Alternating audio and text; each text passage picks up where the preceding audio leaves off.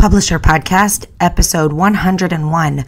Well, hello, everybody. Welcome back to another episode of the podcast. I'm really, truly excited to bring you Alessandra Torre, who is a very successful author of romance and romantic suspense and a couple other types of books in there as well, but lots and lots of books just really doing well. She's both self-published and traditionally published simultaneously, which is very interesting.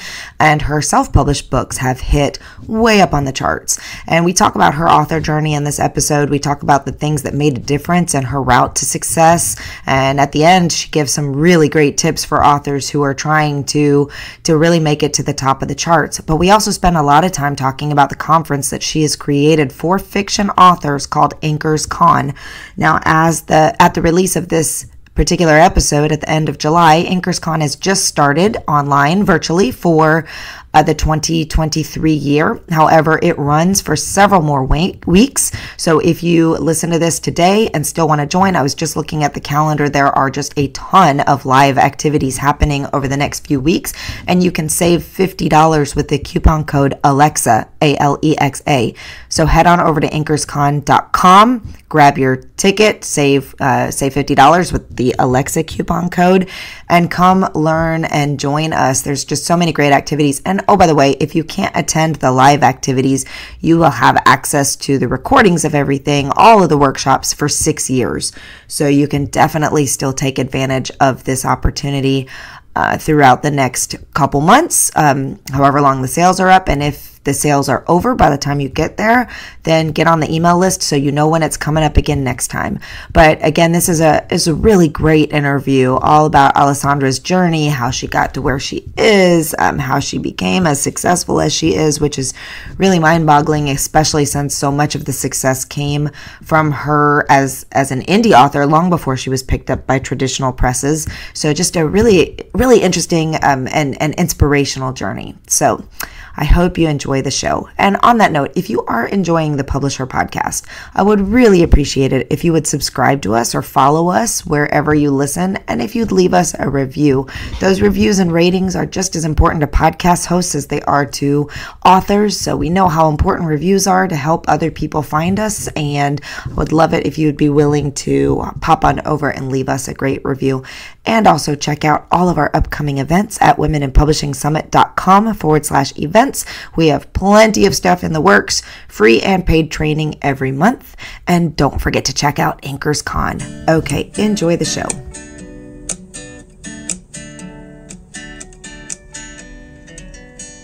Welcome to the Publisher Podcast, a place where you can come to get inspiration, motivation, help, encouragement, and support in your journey to write, publish, and sell your book. Hosted by Alexa Bigwharf. 'Cause I've been where you've been, and I felt what you're feeling, and I don't want to get in your way. All right, welcome everyone to another episode of the Publisher Podcast. Today is such an exciting day because I finally get to bring you to meet in person Alessandra Torre, and she is someone that I have been following for years and fangirling over all of the wonderful things that she is doing, both as an author and as another conference host, virtual conference host provider with InkersCon. You've probably heard about it. If you are anywhere in the writing sphere, you've probably at least seen one ad about InkersCon. And we're going to talk to Alessandra today about that conference, about her writing journey, and all the things. So welcome. Thank you so much for being here with us. Thank you. I'm so excited to be here. I love this topic. So yes, it's a fun one. Learning and growing and selling more books. I mean, how much more fun could that be? Well, let me tell you, in case you haven't heard of Alessandra, let me tell you just a little bit about her. She is a New York Times, USA Today, and Wall Street Journal best-selling author. And she's written over 30 novels, and many of them are indie self-published. So that's huge, which I can't wait to talk to her about that. Talk to her. You're right here. Talk to you about it. While she has published with Hachette Harlequin and Thomas and Mercer, she's a fierce self-publishing advocate and speaker. Torre's novels have been translated in 18 languages and are distributed in over 30 countries. In addition to writing, she is a co-founder of InkersCon, an annual conference for indie fiction authors. So no shortage of things happening in your world from day to day, huh? I know, but I think I like that. The busier I am, the more productive I am. So I find the same thing. In fact, people in my life will laugh at me because they're like, you have two speeds, 1,000 miles an hour or zero. or sleeping on the couch. Yeah, that's me. There's no in between. Well, I have so many questions for you and want to talk about all the things, including your conference, which as we are recording this is about to launch for this year. But before we get into the conference, how did this all begin? When did you start writing? You were originally traditionally published. Is that correct? So I started in 2012 and it was like a whim. I was always a reader. I enjoyed like writing things in high school, but I never got any encouragement. I would submit what I thought was like a masterpiece. I get like a B-. So I never thought about writing. It just wasn't, I just figured that wasn't my thing. I love to read. I read constantly and I love to pick apart books. And it was one of those things my husband was always like, oh, well, if you think, you could do so much better, you should, write a book. And then in the summer of 2012, I was in between jobs. I was looking for a job and I was reading about E.L. James making like $1 million a day. And I was like, okay, so if I did like 1% of the sales of E.L. James, I'd be making like bank. So I sat down, I thought I would write a thriller because that was kind of what I always read. I always read mystery suspense books, but I ended up writing like a sexy romance, which I had never read other than 50 Shades of Grey. I'd never read a sexy romance, but that's what came out.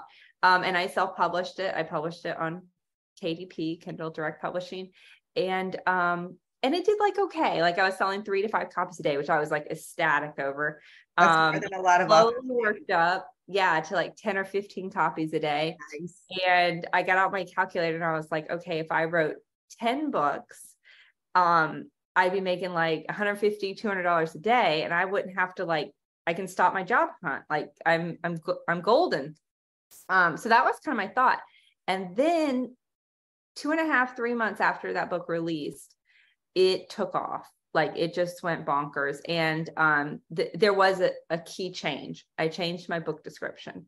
I changed my description one afternoon, not thinking twice about it. And that book was selling 2,000 copies a day within, 48 hours. Oh my gosh. What change did you make?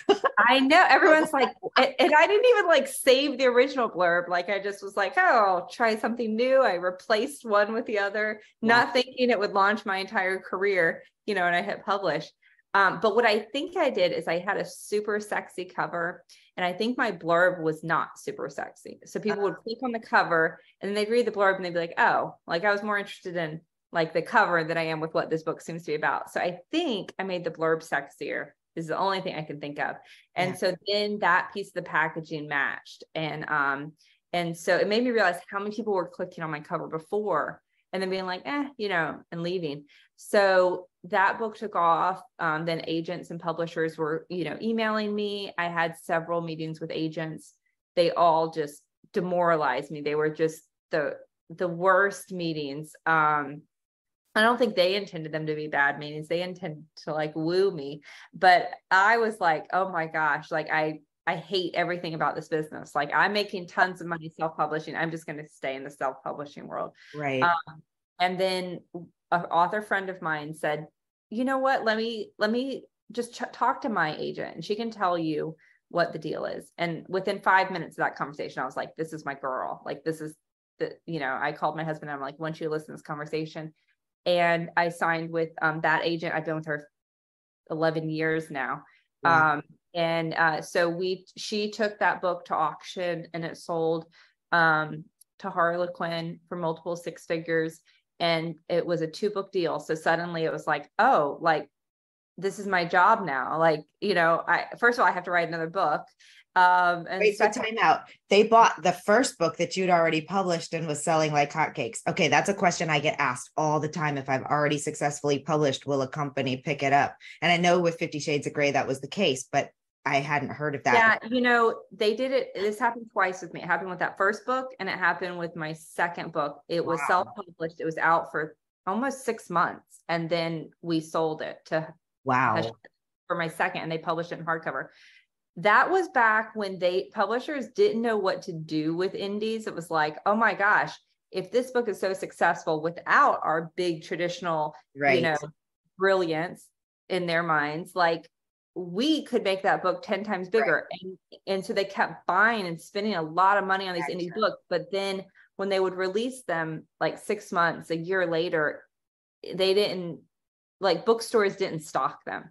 So, so they stopped doing that. Like that, there was like a 2-year process where they would buy. Now, recently I've seen a reemergence of that with these books that are going viral on TikTok. Yes. Publishers are buying sometimes just the print, a lot of times just the print versions, and republishing. Kennedy Ryan has a ton, like 8 or 10 books that were bought. Bloom Books is buying a ton of them. So I've seen Lucy Score's books are being bought and then sold. So I'm seeing it happen a lot now, but it's kind of only happening with viral books or books that have been wildly successful for a long time. They've been on the bestseller, the top charts for a year, and then they'll buy them and put them in stores. Okay. Well, that makes sense. Sorry to interrupt you. That was just an interesting side point. So then you went into the traditional world with these books. So I went traditional, but I was still self-publishing. And so because I was writing 3 to 4 books a year, so traditional publishing was much slower pace. I was doing 1 book a year traditional, and my traditional books were flopping. They were doing horrible, while my self-published books were doing better and better. And that was really because as a self-publisher, I could be much more agile. I could jump on popular trends and popular marketing techniques. My price point was $2.99 or $3.99, or my traditionally published books were $9.99 or $12.99.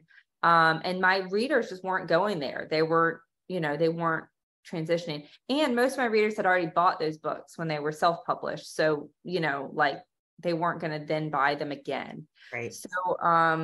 So I pretty much decided in like 2015, like I was kind of done with traditional publishing. And that was really, I was hitting the New York Times list with self-published books. I was making a killing. We did go out to traditional publishers when a book I had, Black Lies, was its second or third week on the New York Times list. And that week we pitched a new book, Hollywood Dirt, to publishers. And my best advance was like 50 grand, which I had gotten like 6 times that in the past, Right. And I was like, are you kidding me? Like I was at the time making 50 grand a week off, like Black Lives. Wow. So it was like, I was like, I'm not even going to entertain this. Like I'm insulted. Right. And that book went on, Hollywood Dirt went on to become a multiple New York Times bestseller. Wow. And so I self-published for 6 years probably before I decided I was done writing romance. And not to say I'm never going to write romance again, because I'm working on a romance novel right now. But I was like, I am making enough money now where I can write what I want to write, regardless if it sells. And what I want to write is suspense. And so when I talked to my agent about it, we're like, let's go out and let's see what happens with a traditional publisher, because it's a new market. I don't have an audience in there. I really want to go down this other path. And that's when I signed with Thomas & Mercer. And Thomas & Mercer, I have to say, has been a completely different publisher experience than any other publisher. First of all, their price point, my books are at $3.99, $4.99. They're in KU. Audio is free in KU. Nice. And those books have done better. I've sold more copies of those than I sold my New York Times bestsellers. Wow. So yeah, like a fair amount more, sometimes double what I sold of my New York Times bestsellers. So they've been a fantastic publisher to work with. And I just signed, I have 6 books contracted with them. 4 have been published. That's incredible. It's funny. We have similar journeys. Like I'm the same with you. Like I've loved reading thriller, crime, mystery suspense, and that's what I always thought that I would write. And then my first novel is a rom-com set in Paris, and I'm like, what? Where did that come from? So I have all these thriller suspense, but I kind of feel like I wanted to get my chops as a writer. I had this story based on something that actually happened and wanted to get in there. So, doing the thing. But what an incredible what an incredible experience. And I mean, you are definitely living the goal that all of us as indie authors are moving towards. How do we do this? So for me, it's so inspirational just to hear you share this journey, to know that with good writing and with really smart business tactics, you can get to where you are. So super exciting. So at what point then did you decide, all right, I have this knowledge, or I have this, I don't know, I'm making some assumptions here. Did you decide, okay, I know what I'm doing, I'm passionate about helping others, I'm going to create a conference? Is that what happened, or did something else happen? So no, what it was, when my first 4 or 5 years, I was really lost. Like I mean, that was back 2012, 2016. There were like no resources really for authors. Especially in 2012 to 14. Yes. Like, That's when I started too. And it's like, oh, what am I doing? Was doing like traditional press releases for my romance novels. It was like, I just didn't know what I was doing, and so I really thought, once I figured what I really wanted was, I wanted like a writing for dummies, publishing for dummies, marketing for dummies courses, and online courses weren't really big back then. Right. So I said, once I figure this out, like I'm gonna make some courses. And so that was my first steps. Like I made courses, and they are out there, they're still out there, but I don't suggest people take them, because I realized in the course of making my courses, it was like, I know how I do things, and I know how I market, and I know how I mean, everyone typically publishes the same way, but I know my processes, but what I really want to know is other people's processes. And so I started taking other courses or trying to learn from other authors, and I was interviewing authors, but it was really like I want to bring together the best in the business, and each of them, because I'm really good at speaking on like one or two things. Like there are one or two things that I think I know as much about as anybody. Mm-hmm.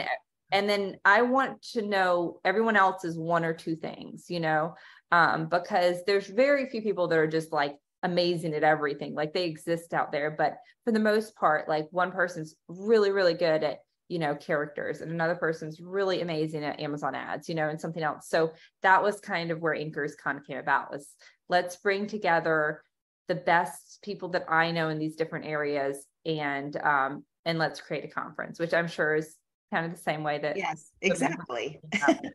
Exactly. Well, that's really cool. So let's talk about InkersCon a little bit. So it is, just to be very clear, it is for fiction writers, correct?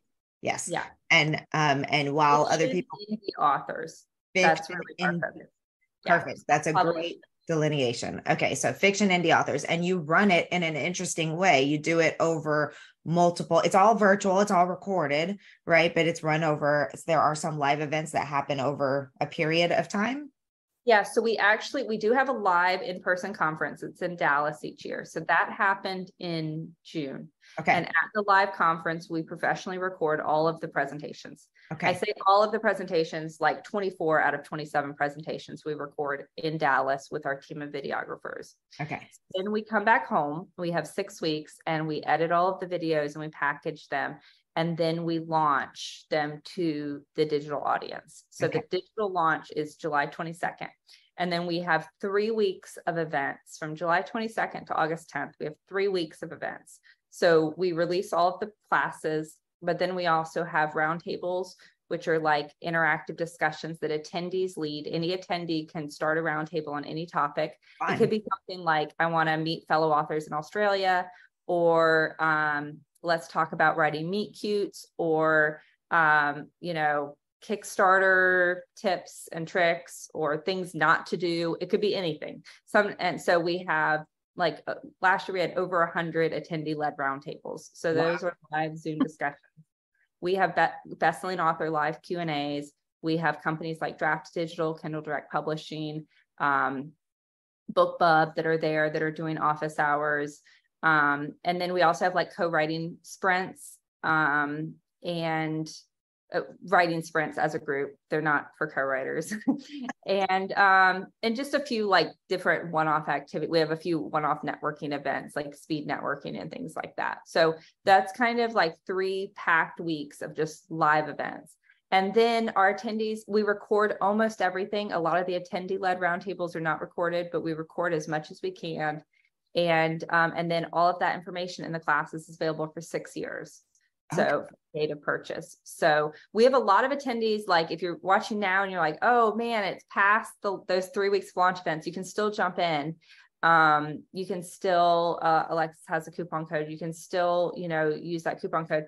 And we have a ton of attendees that join after the fact, and then they just watch everything on their schedule. And maybe you're not ready for like advanced Facebook ads right now, but maybe in a year and a half you are, so you can then watch that class then.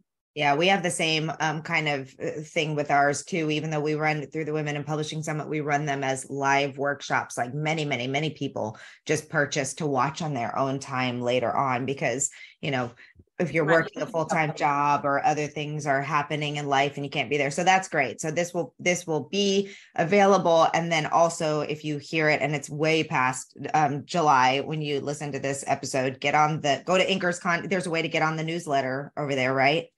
Yeah. You can just go to InkersCon.com. There's like a contact us or there's some sort of, you'll figure it out. There's a place you can get on our mailing list. Absolutely. And then you can be there for the next live event that comes up. So that's really cool. Or just stay on Alexis's newsletter. She'll let you know next year. That's right.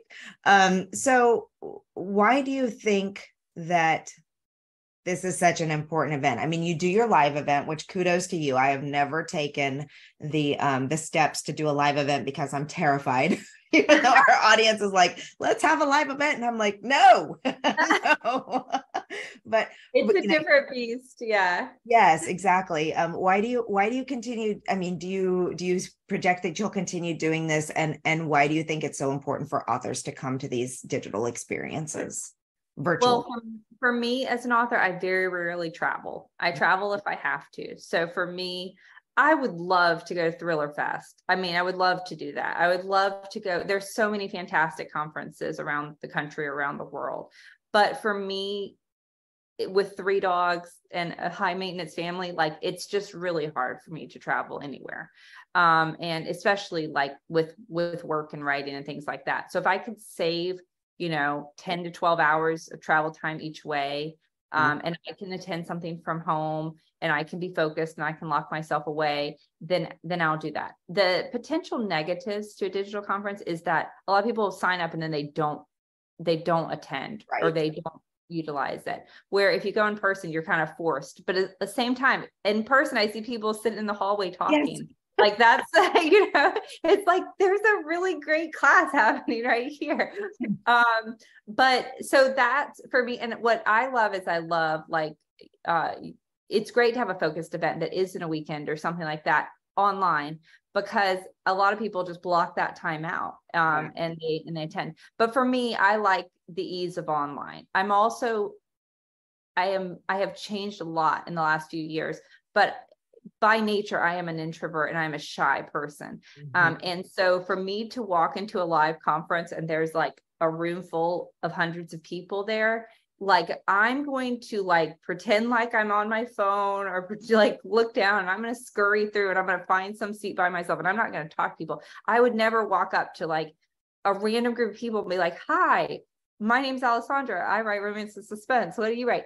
That's really hard for me to do. Where online, it's just so much easier. Like it's easy to go into a Zoom room with 4 or 5 people and everybody goes around the room and they introduce themselves. And then there's like a specific topic and I'm not just like randomly chit-chatting about the weather.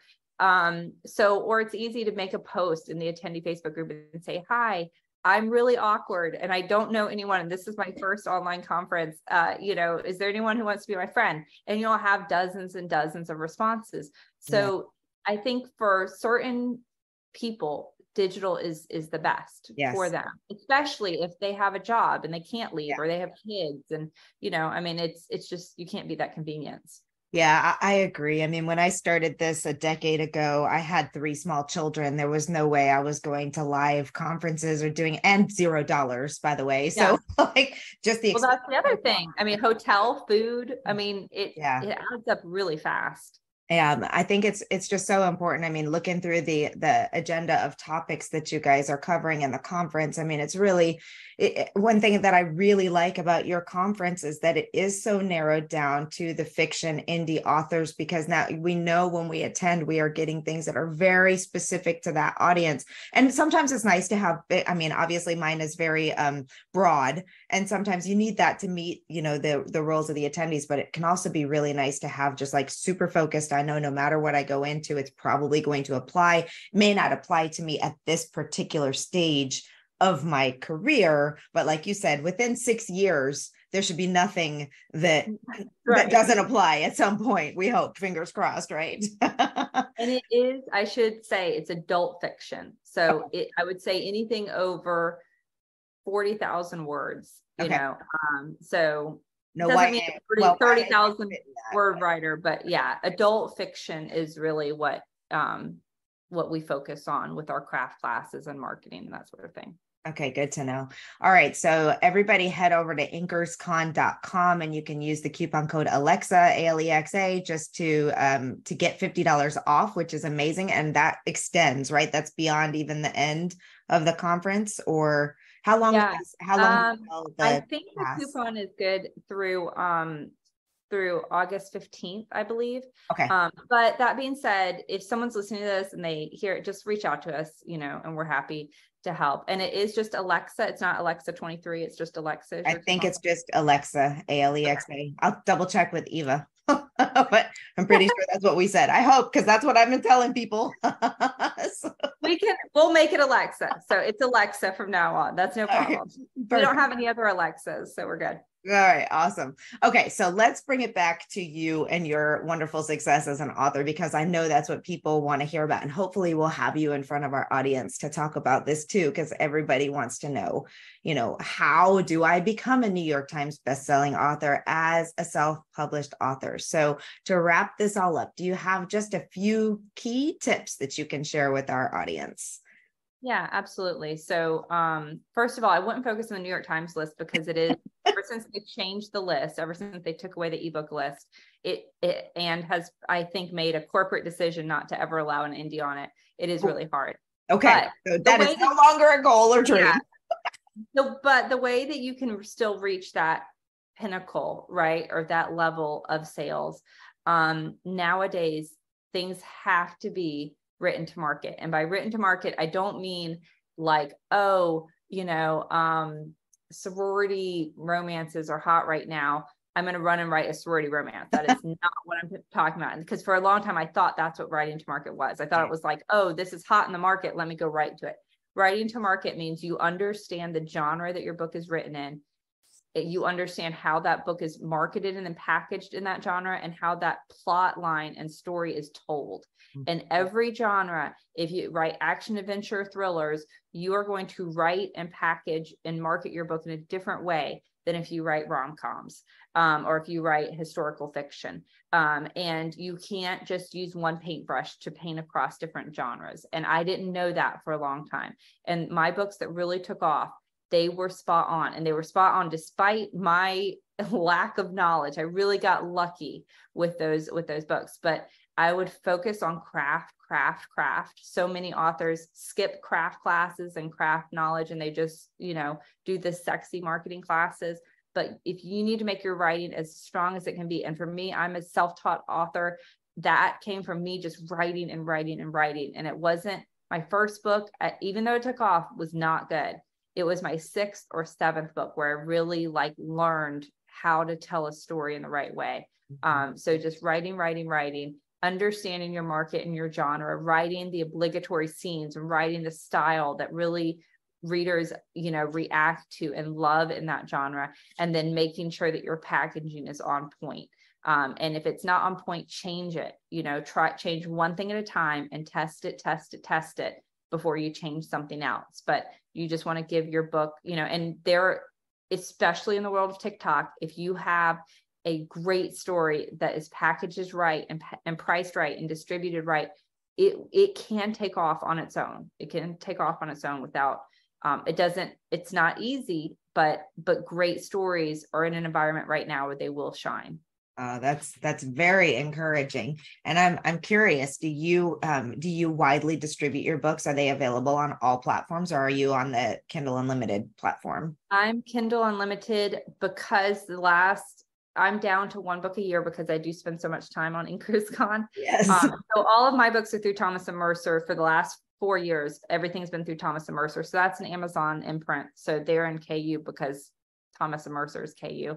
But my romance books are also in KU, and that's because I just don't have time to market right now. Yeah. And so KU does a lot of that for me. Yeah. And so it makes it a lot easier. But I was wide for 4 or 5 years, and my wide retailers were never more than 5% of my income. So it just didn't make sense to me. Finally, I was like, why am I? And I was really trying, but I don't write in series. Series do a lot better wide, and I don't write in certain genres do better wide. And I wasn't in those genres, and I didn't write in series. So for that reason, and just my lack of time, I'm in KU. Well, I'm really glad to hear that. I'm really glad to hear that, like, reinforced, because I think that's one of the things that I see both as a publisher and an author too, is that as much crap as people give Amazon for self-published authors, it's where it's at. I mean, it's so hard to get traction with bookstores or other retailers. And it's, why would you spend all that time and energy and effort trying to get something that, as you said, results in about 5 to 10% max of your sales? Just go for the gold, right? Well, and if you look, I love Apple. I'm not like trying to knock Apple, Absolutely. but searching for a book on Apple versus searching for a book on Amazon or as a reader are two completely different experiences. Mm-hmm.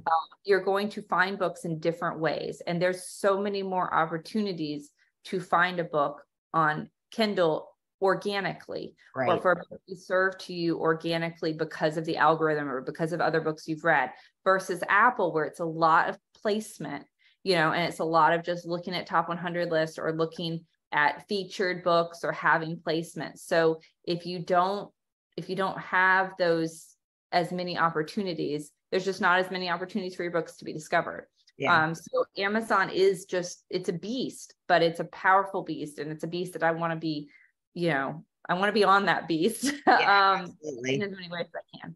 I completely agree with that idea.